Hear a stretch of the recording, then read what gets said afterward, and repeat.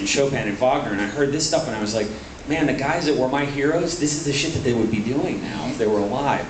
So I get totally, and I just want to validate what you're saying, and I understand what you're saying. And my answer to you is this: I think that it's really wonderful to expose other people to things that you love and resonate with. And I think that this and what we're talking about here, and my frustration is really, at the end of the day, is I just want to see people hear music that I love and that moves me and is soulful to me, and music that's soulful to you and to everyone sitting in this audience. There are things that are so evocative and make me feel so in myself as a human being on a ball of dirt spinning in infinite space that make me feel so fucking alive. Music is like one of the most powerful catalysts and conveyors of emotion since the beginning of time, since the beginning of mankind. And the music that I'm passionate about, I get what you're saying. I super get what you're saying.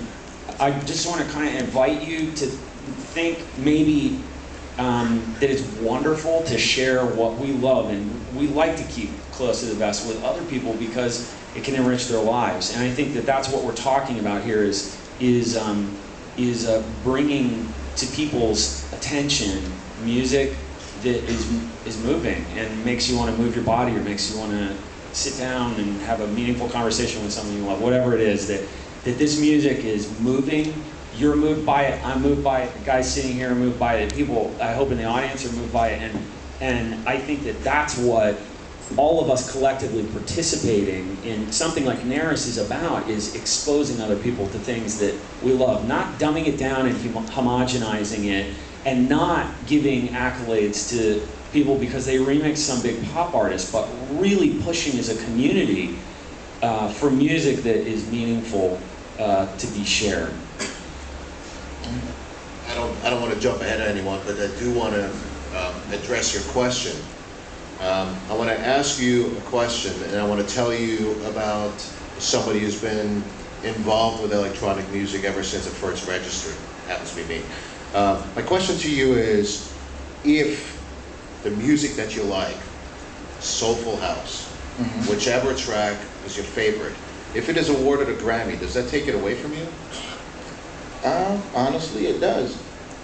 To me, it's not part of what it is anymore. It's part of the mainstream. It's out there. Who's defining what it is? That's your opinion. There's somebody else's definition. It could be something different.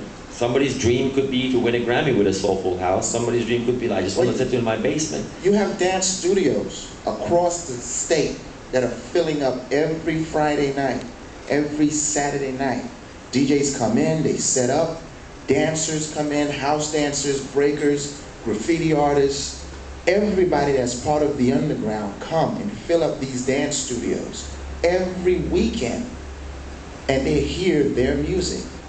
Once there's a song out there right now, a remake of a Frankie Valli tune. It's called Begging by Madcon. That song was in the underground for almost a year, maybe two. And finally it's being played on the radio down here on Power 96, and they're declaring it brand new. Is that a bad thing? It's a very bad thing. Why? Okay, well see, I get, but can I It's just a very validate bad what thing. everybody is saying here? I feel like we're having band therapy. Okay, I really do. My mom's a psychiatrist, by the way. That's why I'm fucking crazy. No, I really do want to validate what you're saying. I super get what you're saying. You share some of my frustration. That's what pisses me off about Daft Punk. Why doesn't our community stand up and validate Daft Punk when Daft Punk is doing their dopest shit, not when they've been sampled by Kanye West? That infuriates me. I get what you're saying. Or aired on in an Adidas commercial. I super get what you're saying. What I want to say to you is this though, is people knowing it doesn't make it bad. That's the thing I want to invite you to see, that people knowing it makes it even better. People participating in it and sharing it doesn't take anything, and I think it's what Sharam was saying, doesn't take anything inherent from its core value. That stuff that is in some little club and people are tearing shit up on a dance floor that is so meaningful to them can mean the same thing to people that have nothing to do with electronic music, and it doesn't it has no diminutive effect on the music itself, that it's a perceptual thing. And I get that, I understand how you feel, but I think that collectively as a community, the thing we need to do is to reward things in a meaningful way that have meaning when they have meaning. Right. Well, you see that song I'm talking about right now? Exactly what you were saying earlier. I guarantee you, before this year is out, 3 or 4 more tracks are going to be produced that sounds exactly like that Mad contract. That's what's wrong with it. But that doesn't take away from the beauty of the first record. No, it doesn't. It doesn't. And you know what? The person who created that record, I don't think in their mind, and I speak this as a producer, you don't make a record for 10 people. You make a record because you love it first and foremost, but then you make it for as many people as can experience it. So if that volume is 10, 100, a million, 2 million, it should not take away from the quality of the record and the message of the record. That's what our community needs to realize, that a lot of people frown on you. I mean, I've been a victim of this so many times. I have a record on the charts, and all of a sudden I'm not cool anymore. My record is not relevant anymore.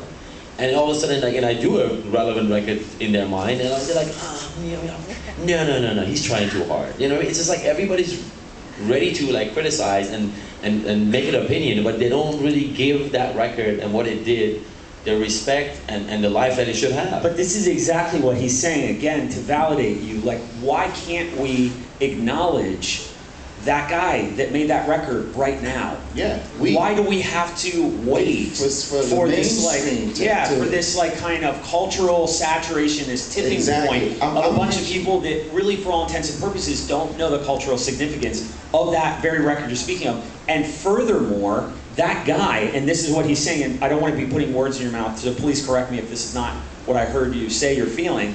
That guy is going to be ripped off, and his work is going to be recapitulated, and then there's going to be a bunch of other artists and remixers that go on to make millions of dollars and sell hundreds of thousands of copies of a record that's a fucking ripoff, and then that guy that made something meaningful will have been overlooked. And that's what I don't want to see happen either. So that's the nature of the beast, you know? Like, that's the old saying goes, good artists create great artists, you know, steal. Well, I personally feel that it's self-sustaining. I just threw up in my mouth a little bit. It's self-sustaining, I think. I really did. I swear. It's a reflex. I'll give you an example. I'm Haitian descent, and